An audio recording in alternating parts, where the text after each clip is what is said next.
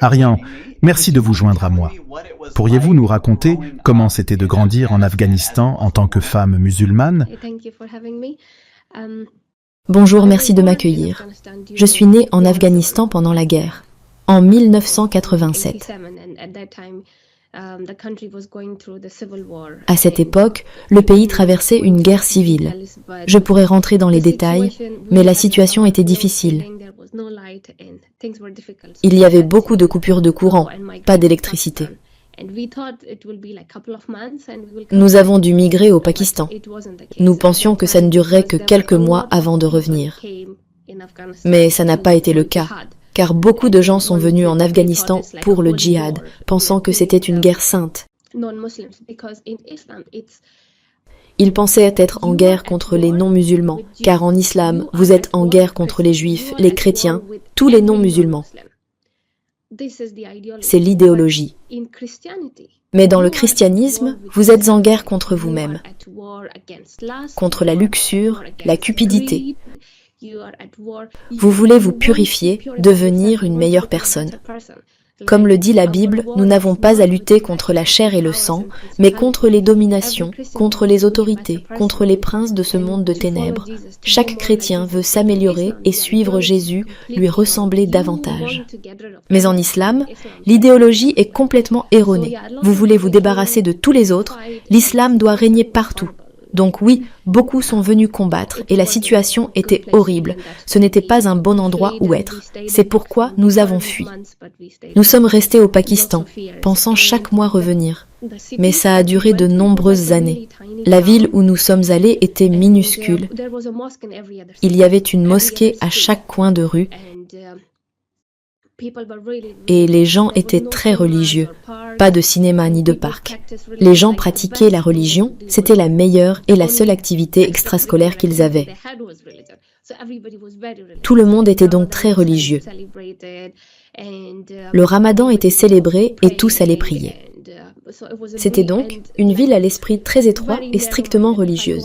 Si je sortais, je devais me couvrir complètement, car tout le monde le faisait. Sinon, vous étiez mis à l'écart.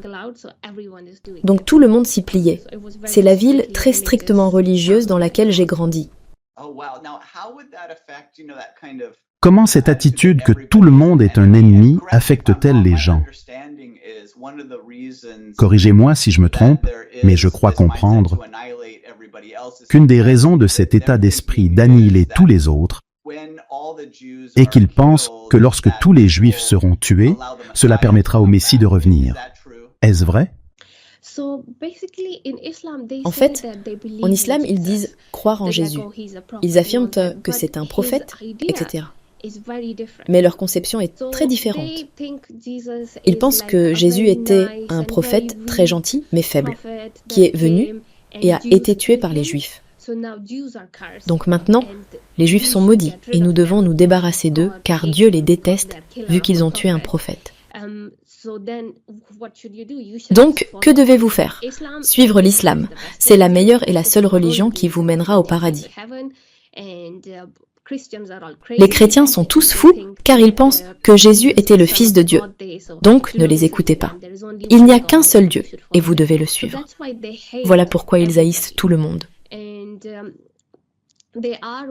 Ils attendent, pensent que Jésus reviendra. Ils nient complètement sa résurrection et sa mort. Le concept de grâce, toute l'œuvre que Jésus a accomplie, tout cela ne compte pas. Ce concept n'existe pas. J'ai dû lire et rechercher longtemps avant de découvrir ce que cela signifie vraiment. Ils ont enlevé la grâce et l'ont fait passer pour vraiment faible. Ils pensent que quand il reviendra, ce sera pour se marier, car la dernière fois qu'il a vécu sur terre, il n'a pas passé un bon moment. Donc maintenant, il va revenir se marier et ensuite régner.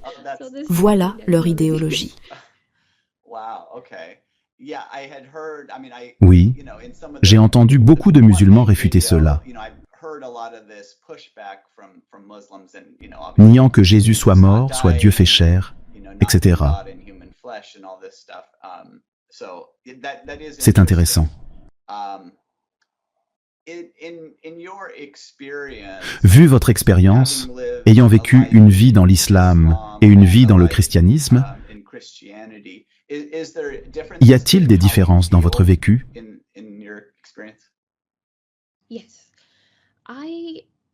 Oui, je suis enfin en paix.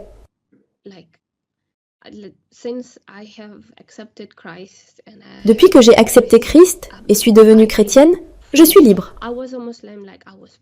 J'étais musulmane, je priais, jeûnais, tout ça.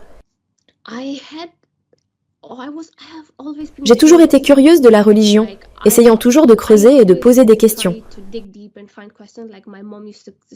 Ma mère disait que j'étais comme une amibe, ne prenant pas de forme propre, voulant juste tout explorer et tout connaître sur la religion.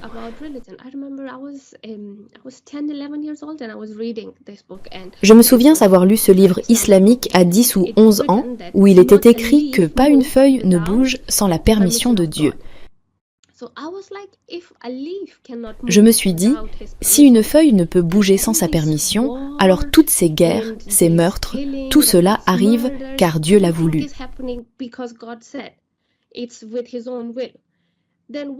Alors pourquoi serais-je interrogée à ma mort? Je voulais des réponses. Et puis en islam, les hommes peuvent avoir 4 épouses. Et je me disais pourquoi? Pourquoi les femmes ne peuvent pas? Car quand vous êtes enfant, vous jouez toujours garçon contre fille, pensant être tous égaux et les meilleurs. J'ai commencé à lire de plus en plus le Coran et j'ai appris que la femme n'est rien. C'est écrit qu'un homme peut battre sa femme. Maintenant, ils ajoutent, entre parenthèses, légèrement. Mais Dieu n'a pas dit cela, c'est un ajout. C'est pourquoi c'est entre parenthèses, car Dieu a donné la permission de battre la femme. Donc les hommes peuvent battre autant qu'ils veulent. Si Dieu permet la charité, certains donneront 10 livres, d'autres 1000 livres, selon ce qu'ils ont. Maintenant, Dieu permet aux hommes de battre leurs femmes. Certains donneront une gifle, d'autres prendront une ceinture pour la battre, car c'est permis. Il n'y a pas de limite. Cela met les femmes dans une position très précaire et dangereuse. Vous n'avez pas les droits fondamentaux. Vous n'êtes même pas considéré comme égal. Le témoignage d'une femme vaut moitié moins que celui d'un homme. Donc, 2 femmes témoins équivalent à un homme. Pour l'héritage, les hommes reçoivent une part, les femmes une demi-part. Si c'est un frère et une sœur, elle recevra la moitié de lui. Donc tout a été enlevé aux femmes. En est-il toujours ainsi de nos jours? Oui, les gens le suivent encore aujourd'hui. On dirait que vous étiez une chercheuse depuis le début. Vous n'acceptiez pas juste les choses comme étant normales. Quand ces doutes sont-ils devenus assez grands pour que vous commenciez à chercher la vérité?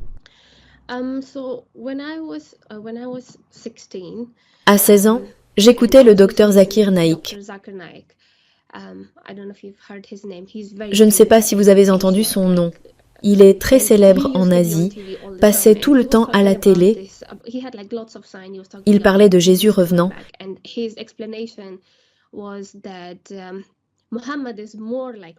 Expliquant que Mahomet ressemblait plus à Moïse que Jésus. Donc Mahomet était plus susceptible d'être le Messie que Jésus. Il disait cela car Mahomet est né d'une mère et d'un père. Moïse aussi, alors que Jésus est né seulement d'une mère. Moïse s'est marié, Mahomet aussi. Donc les coïncidences indiquent que c'est Mahomet qui devrait être le prophète. J'ai entendu ça et je me suis dit, quoi? Il suffit de naître et de se marier pour être le Messie? Mon père pourrait être le Messie alors? Et la moitié des autres milliards d'habitants de la Terre aussi? Je me suis dit, non, je ne vais pas écouter ces gens me dire ce qu'est la religion. Si je veux savoir, je dois lire moi-même et découvrir exactement ce que Dieu dit. Je ne vais pas les écouter. Donc j'ai commencé à lire le Coran, et quand j'ai lu la traduction, mes yeux se sont ouverts, car j'apprenais tant de choses sur la religion que personne ne m'avait dites. Le Coran est un livre aléatoire. Il prend une ligne d'ici, une ligne de là. Ce n'est pas comme la Bible, où vous avez... Vous lisez un livre, ça commence par la Genèse, puis il y a Noé, puis l'histoire passe à Abraham, etc. Mais l'histoire du Coran est aléatoire. La sourate Al-Baqarah que vous commencez à lire est censée parler des sacrifices, mais elle parle aussi d'Adam et Ève, des anges déchus, de la guerre, des sacrifices et de Satan. Tant de choses sont écrites aléatoirement que lorsque vous lirez une fois, vous ne saurez pas. Vous devez lire 3 ou 4 fois pour faire les liens. J'ai dû lire le Coran 6 fois pour le comprendre pleinement et voir ce qui se passe. J'ai aussi lu le tafsir.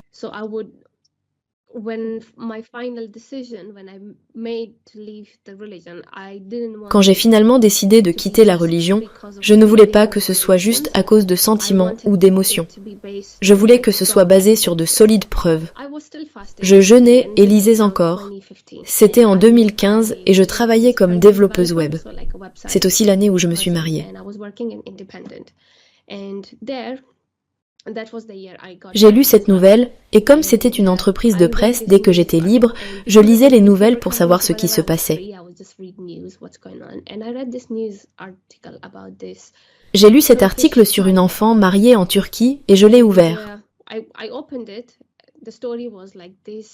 L'histoire était qu'une petite fille de 9 ans avait été mariée à cet homme d'une quarantaine d'années, ami de son père.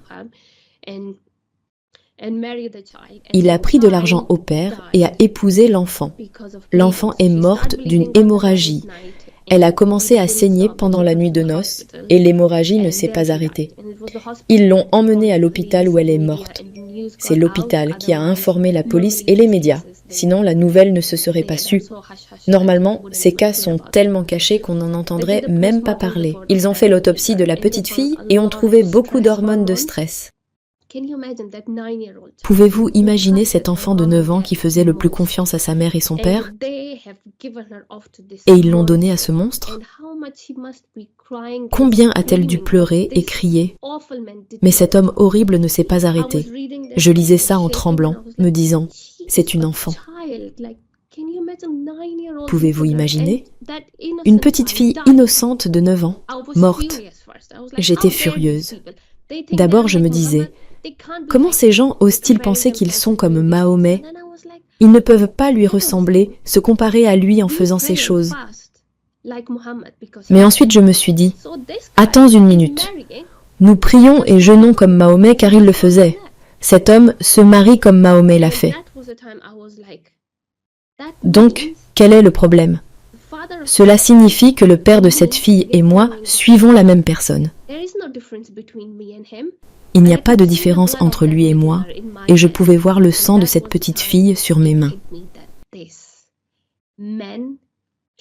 C'est à ce moment-là que j'ai réalisé que cet homme ne pouvait pas venir de Dieu, car Dieu ne ferait pas subir tout cela à cette petite enfant. Il n'est pas seulement le Dieu des prophètes, il est le Dieu de tous. Pour lui, cette petite enfant serait aussi importante que n'importe qui, tout comme pour moi. Donc l'islam, c'est l'homme et le livre. L'homme était mauvais. Et je me suis dit, je dois trouver une autre religion. Mais qu'en est-il du Coran? Car l'islam prétend que c'est le livre de Dieu. Dieu a écrit ce livre et en est l'auteur. Et je le lisais beaucoup. Quand j'étais triste, quand j'avais un problème, j'allais toujours lire le Coran et cela me réconfortait. Alors j'ai prié Dieu. Dieu, guide-moi et je passerai en revue différentes religions. Le jour où je trouverai une religion qui me donnera une raison de douter du Coran, ce sera la vraie religion de Dieu et je la suivrai. Puis, j'ai commencé ma quête. J'ai appris sur l'hindouisme, le zoroastrisme. Brièvement, je ne suis pas experte en tout, mais j'ai commencé à les lire pour apprendre à les connaître, pour voir si je les aime assez pour me convertir. J'ai aussi étudié le judaïsme, car je me disais, ils croient en un seul Dieu, nous croyons en un seul Dieu, donc ce serait une transition facile. Mais j'ai découvert qu'on ne peut pas devenir juif, il faut naître juif. Alors j'ai lu l'Ancien Testament du début à la fin. Je ne pensais même pas au christianisme, c'était la dernière chose sur ma liste. Une fois à l'université, je parlais à quelqu'un, car pour vous, chaque ligne du Coran est Dieu qui dicte, qui dit à Gabriel d'écrire ceci. Puis Mahomet prend des notes et l'écrit. Donc chaque mot vient de Dieu. Je parlais à cet ami et j'ai demandé, alors est-ce que Jésus a écrit le Nouveau Testament? Il m'a répondu non. Ce sont toutes des lettres que ses disciples ont écrites après sa mort. J'étais choquée. Jésus n'a même pas écrit ce Nouveau Testament et les gens le suivent quand même.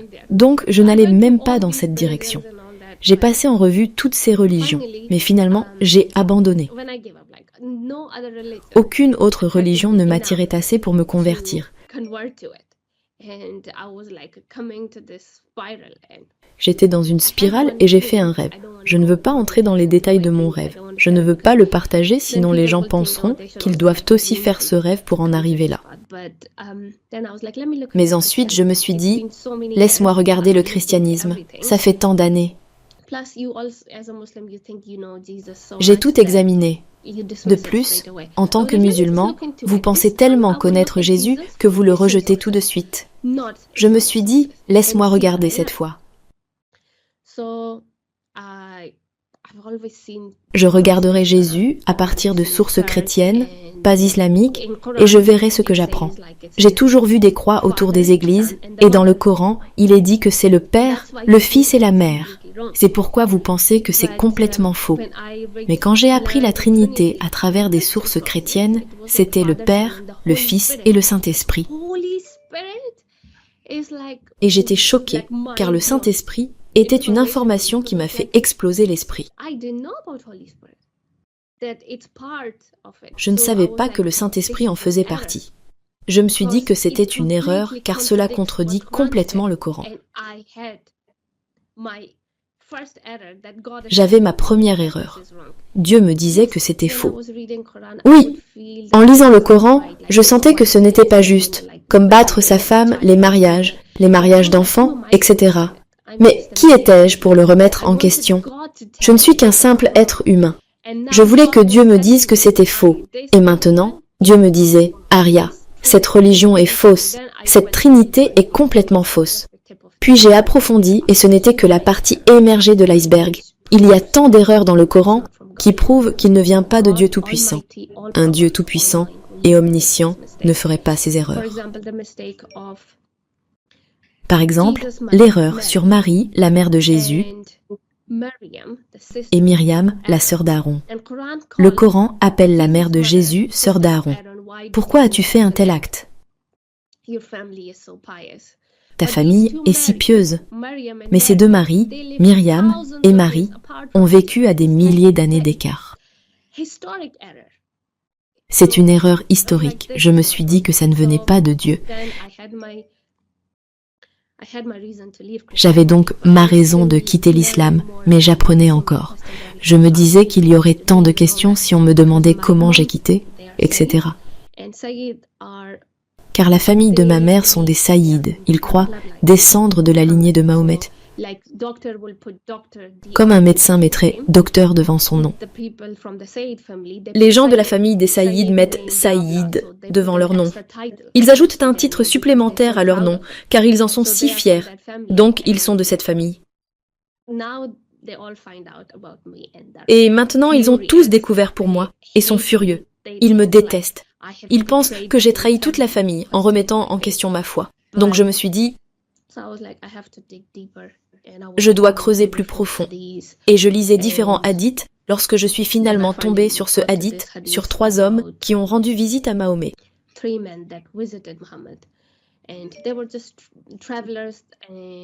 C'étaient juste des voyageurs et ils sont tombés malades. Mahomet les a envoyés chez cet homme en leur disant d'aller boire du lait de chamel et qu'ils iraient en mieux. Mais ce qu'ils ont fait après s'être sentis mieux, ils l'ont tué et ont pris son chameau pour s'enfuir. Mais les hommes de Mahomet les ont attrapés et les ont amenés à lui pour le jugement. Je lisais ça en me demandant ce qu'il allait leur faire. Allait-il leur faire la morale pour qu'ils deviennent de bonnes personnes ou allait-il les tuer? Mais ils ont tué un homme et ils sont 3, donc ce ne serait pas juste. Je me demandais ce qu'il allait faire. Et il a dit, coupez-leur un bras et une jambe du côté opposé, mettez un fer chaud dans leurs yeux, laissez-les dans un endroit chaud. Harara signifie chaud en arabe, pour qu'ils meurent. Et c'est à ce moment-là que j'ai commencé à suffoquer, me disant « Oh mon Dieu, je ne pouvais plus respirer. » Je me suis dit « Ça ne vient pas de Dieu. Il m'a fallu 26 ans pour découvrir ce hadith. » Et si Jésus avait fait quelque chose comme ça? Alors je me suis dit, découvrons si Jésus a persécuté quelqu'un. Et l'histoire de la femme adultère m'est venue à l'esprit. Je peux raconter l'histoire, mais vous la connaissez déjà. Exactement. Juste la grâce de Jésus comparée à la brutalité de Mahomet. Et c'est une des choses qui me vient souvent à l'esprit. Je pense que lorsque j'ai eu des conversations avec des musulmans, essayant de leur faire partager mes opinions comme eux veulent me faire partager les leurs, pourquoi ne comparons-nous pas les vies? La vie de Mahomet, avec ses esclaves sexuels, son mariage avec une fille, une vraie petite fille, versus la vie sans péché de Jésus. Demandons-leur juste qui semble le plus venir de Dieu. Pourquoi cette conversation n'a-t-elle pas plus lieu?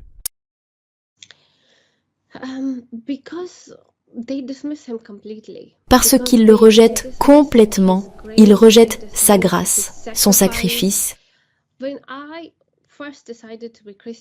Quand j'ai décidé pour la première fois d'être chrétienne, je pensais que j'allais brûler en enfer pour avoir accepté la Trinité, car je disais qu'il y avait plus d'un Dieu. Mais je me suis dit, si suivre Jésus m'emmène en enfer, je suis heureuse d'aller en enfer.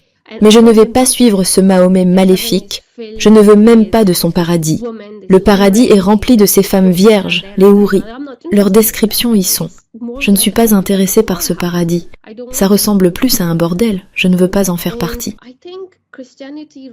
Je pense que le christianisme repose sur l'amour du Christ, sa grâce et son sacrifice. Mais l'islam repose sur l'amour des femmes, car vous aurez 4 épouses, puis 72 vierges. Et ces houris sont une créature que Dieu a créée, qui redeviendra vierge chaque nuit. Ils défloreront donc des vierges au paradis. Il y a des rivières d'alcool, de lait, de miel, etc. Pour moi, c'est trop. En tant que femme, je ne trouve pas ça intéressant. Mais pour les hommes, s'ils sont aveuglés par leur luxure, alors ils sont pour. Exactement. C'est beaucoup plus une justification de la luxure humaine qu'on y lit que ce qu'un Dieu saint instituerait. Et ces choses, quand on en est sorti ou quand on regarde de l'extérieur, sont assez claires. Même certaines erreurs dans le Coran. J'entends tout le temps des musulmans dire « Au fait, la Bible est corrompue ». Tout musulman va vous le dire dès le début. Paul a corrompu la foi, etc. Mais s'il y a bien une chose, la Bible a le plus de preuves de véracité que n'importe quel livre jamais écrit. Nous avons tant d'anciennes copies, contrairement au Coran. Si j'ai bien compris, il y avait un homme, je crois qu'il s'appelait Uthman. Oui. Et il a fait brûler des copies car il y avait tant de variations différentes. Donc pour moi, s'il y a bien quelque chose dont on peut se demander si ça a été changé, ce serait le Coran. Mais je veux revenir un peu sur quelque chose que vous avez mentionné, car c'est fascinant pour moi. Quelqu'un comme vous est très courageux d'avoir fait ce que vous avez fait. Que Dieu vous bénisse pour cela. Mais je veux aussi parler de la famille. Comment sont vos relations avec votre mère, votre famille, et aussi votre mari? Car vous avez dit que c'était à peu près à la même époque. De quelle religion est-il? Et comment réagit-il à tout cela?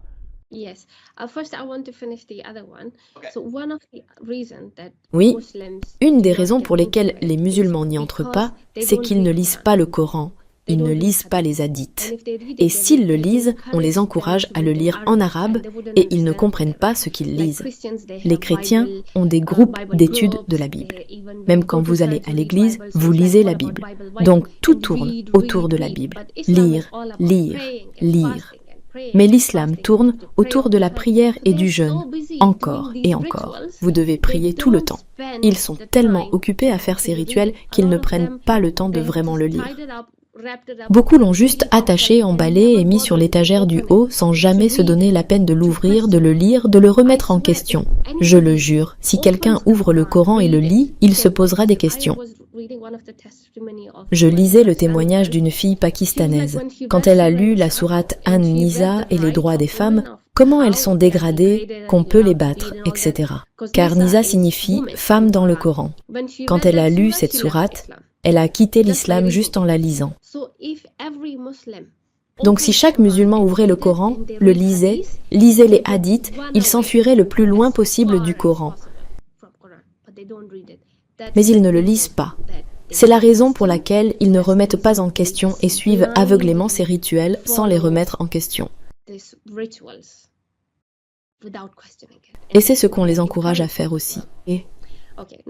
Bon, revenons à ma famille. Donc ma famille, la première fois que j'ai dit à ma mère, « Maman, je vais devenir chrétienne », ma mère m'a répondu, « Je te tuerai ». Sérieusement? Ou elle plaisantait? Non, elle était sérieuse. Elle a dit, « Quoi? Je te tuerai ». J'ai répondu, « Tue-moi, je deviendrai quand même chrétienne ». Alors elle a regardé autour d'elle et a dit, « Ok, je me tuerai ». J'ai dit, « Je deviendrai quand même chrétienne, c'est ma foi, et tu ne peux pas me forcer à être musulmane. » Nous avons eu beaucoup de discussions, de débats. Puis finalement, elle a abandonné. Elle a compris qu'on ne peut pas forcer la foi. Elle a abandonné et a dit « Ok, deviens chrétienne après ma mort. » J'ai répondu « Maman, et si je meurs? La vie n'est garantie à personne. Je n'ai pas de certificat disant que je vivrai plus longtemps que toi. Et si je me faisais renverser par une voiture demain et mourais? Donc je deviendrai chrétienne. » Puis elle a dit « Ne le dis à personne. Ne le dis pas à la famille. » J'ai répondu « Je vais le dire à mes amis et à tout le monde. » Elle a dit « Ok, ne le dis pas à la famille alors. » J'ai dit « Ok, mais maintenant c'est su, tout le monde sait, car si vous le dites à une personne, ça se sait. » Et j'ai aussi enregistré une vidéo qui a circulé. Et votre mari? Vous avez dit qu'à peu près à la même époque, vous vous êtes mariés. Oui, mon mari est d'Irak et vient d'une famille musulmane. Mes beaux-parents étaient très furieux. Au début, ils étaient très en colère. Ils n'arrivaient pas à y croire, car ils pensaient que si quelque chose de mal devait arriver, ils s'y attendaient de ta part. Ils disaient à mon mari, « On pensait que tu ferais quelque chose comme ça. » Mais elle était censée être l'innocente. Elle suivait tout. Comment a-t-elle pu se convertir? Mais mon mari n'est pas quelqu'un qui suivrait strictement la religion. Il est plus athée. Donc, il était d'accord. Il a dit, « Ok, si tu veux changer, lis tout et prends ta décision. Ne tombe pas aveuglément dans quoi que ce soit. Mais si tu as tout lu et pris ta décision, alors je ne vais pas te forcer à faire quoi que ce soit. » Mais ensuite, il a subi la pression de sa famille. Quelqu'un a dit « Tu n'es pas assez fou de rage. Si j'étais toi, je l'aurais divorcé, etc. » Et il m'a dit « Et si je divorçais de toi ?» J'ai répondu « Vas-y, car je ne vais pas abandonner maintenant. J'ai pris ma décision. Si tu veux le faire, vas-y. » Mais c'est un homme bien et je remercie Dieu qu'il soit ouvert d'esprit. Il m'a accepté avec ma foi et tout. Et bien qu'il ne soit pas chrétien, il mène le combat avec moi. Il est avec moi et me protège. Car tout le monde pose cette question. Et le mari, Dieu merci. Je pense qu'avant dans ma vie, j'avais beaucoup de questions et de doutes. Mais maintenant, je sais que tout ce qui est arrivé dans ma vie et tous ceux qui sont entrés dans ma vie faisaient partie de ce plan. C'était mon chemin. J'étais censée venir ici, me tenir ici, aujourd'hui. Chaque chemin m'a mené ici et chacun m'a aidé. Je suis reconnaissante qu'il m'ait soutenue. Absolument. Donc juste pour être sûr de comprendre, il n'est pas vraiment religieux, il n'est pas chrétien, n'adhère pas pleinement à l'islam, mais est un ardent partisan et protecteur de vous. C'est bien ça? Donc, en ce qui concerne les conseils pour un musulman qui regarde ceci et qui a peut-être des doutes, que diriez-vous à quelqu'un qui est ouvert à Jésus ou à ce qu'il devrait penser de l'islam? Mon seul conseil est d'aller lire les hadiths. Si vous voulez sortir rapidement de cette religion ou si vous voulez voir la réalité, alors allez lire les hadiths. Il y a du bon, du mauvais et du très mauvais dans les hadiths et vous vous enfuirez dans les collines. Le Dieu de la Bible est très différent d'Allah, car chaque commandement est très différent. Le Dieu de la Bible a fait un Adam, une Ève, et il dit de respecter tes parents, comme respecte ta mère et ton père. Il ne dit pas ton père et tes mères, mais l'islam dit que tu peux avoir 4 épouses. Donc si quelqu'un veut vraiment comprendre cette religion, plus vous apprenez à connaître Mahomet et Allah, plus vous réaliserez qu'Allah est en fait le diable et vous quitteriez l'islam. Car ils ont dit que Mahomet avait rêvé qu'il épousait Aïcha, qu'il l'épousait en robe blanche, etc. Pourquoi Dieu voudrait-il que cela arrive? J'avais un débat avec un de mes cousins sur l'islam et toutes les choses que Mahomet a faites.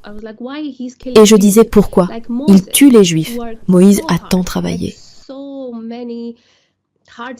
Tant d'épreuves se sont abattues sur le peuple d'Égypte pour qu'il puisse emmener le peuple et le sauver.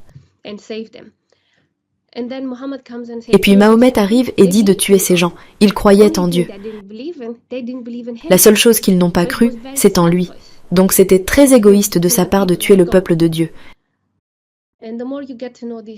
Et plus vous apprenez à connaître ces deux-là, plus vous réalisez que cela ne vous mènera pas au paradis, mais vous mènera ailleurs. C'est vrai. Et je pense que vous avez évoqué un point important. Allah n'est pas le Dieu de la Bible. Je veux que tout le monde comprenne cela, car je l'entends beaucoup. Ils disent des choses différentes. Ils disent des choses opposées. Ce n'est pas le même Dieu. Je suis content que vous l'ayez mentionné. Et j'ai entendu des ex-musulmans, maintenant chrétiens, dire la même chose sur le fait qu'Allah est en réalité le diable. Quand vous lisez l'Apocalypse, une des choses intéressantes qui me vient toujours à l'esprit depuis que je suis entré dans ce monde de conversation, nous savons qu'il y a une fausse trinité à la fin. Il y a Satan, qui est évidemment le faux père. Il y a un faux prophète qui a une sorte de fausse religion, c'est un faux Jésus. Et puis il y a aussi l'esprit qui est comme le faux prophète. Et puis il y a cet antéchrist qui est l'anti-Jésus. Donc il doit y avoir une religion associée à cela. Et c'est intéressant que cela ait été évoqué par plusieurs musulmans, que vous avez dit que cela avait peut-être quelque chose à voir avec ça aussi. Satan veut toujours copier la vérité. Oui, quand je lisais le Coran, il y a une partie où il y a une conversation entre Allah et le diable. C'est comme après que le diable ait mangé le fruit et que Dieu dise à Adam et Ève d'aller sur terre. Il dit à Satan d'aller en enfer. Et il dit, j'irai, mais peux-tu me donner du temps? Et Dieu dit, combien de temps? Et il répond, jusqu'à ce que tu les ressuscites de la tombe. Ce qui signifie jusqu'au jour du jugement. Et Dieu dit, c'est bon. Et il dit, ok, et je les égarerai tous. Puis Allah dit, bien, mais tu ne pourras pas égarer ceux qui me suivent. Quand j'ai lu ça, j'ai réalisé qu'il y a 2 entités puissantes. Il y a un Dieu et un diable. Nous ne pouvons pas voir Dieu, nous ne pouvons pas voir le diable. Et Dieu lui a donné tout ce temps et lui a permis d'aller faire. C'est pourquoi Jésus l'appelait toujours le prince du monde, le prince de ce monde, etc. Donc pour moi, c'était vraiment clair qu'il y a deux entités puissantes. Donc, quel serait votre seul conseil pour les non-musulmans pour atteindre leurs amis musulmans? Partagez Jésus avec des personnes peu susceptibles, du moins dans votre tête, d'accepter Jésus. Et l'un de ces groupes sont les musulmans. Si vous parlez avec des musulmans, parlez-leur de la grâce de Jésus, car Jésus a dit « Allez jusqu'aux extrémités du monde et annoncez la bonne nouvelle à toute la création ». L'Évangile est la bonne nouvelle et les musulmans n'ont jamais entendu la bonne nouvelle.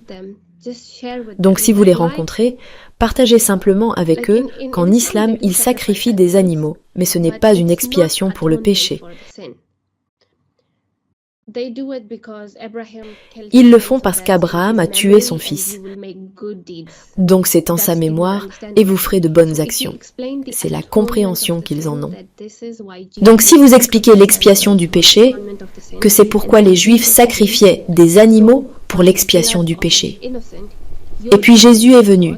Donc par le sang d'un innocent, vos péchés seront lavés. Et Jésus est venu, et avec son sang, il a pris le péché de tous.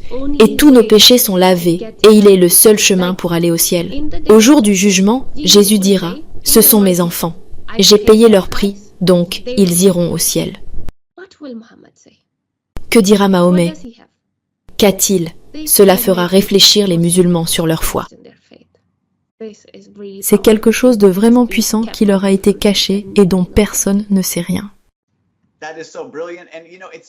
C'est tellement brillant et tellement vrai qu'il n'y a pas de repos car on ne sait jamais si on est assez bon en islam, car c'est une religion basée sur les œuvres. Donc c'est pour moi une question si importante à laquelle toute foi devrait répondre. Quand êtes-vous en règle avec Dieu et quand ne l'êtes-vous pas? Quand vous essayez constamment de travailler pour être assez bon. Ce doit être un endroit très précaire pour un musulman, je pense. Oui, ça l'est. Je me souviens avoir parlé à une de mes cousines qui disait être allée voir le mollah, le prêtre de la mosquée, et lui avoir demandé « J'ai tant d'amis chrétiens et juifs qui sont si gentils. Vont-ils aller au paradis ou pas ?» Et il a répondu « Je ne sais pas si moi j'irai au paradis, alors encore moins eux. » Oui, et c'est sur ça qu'il faut insister.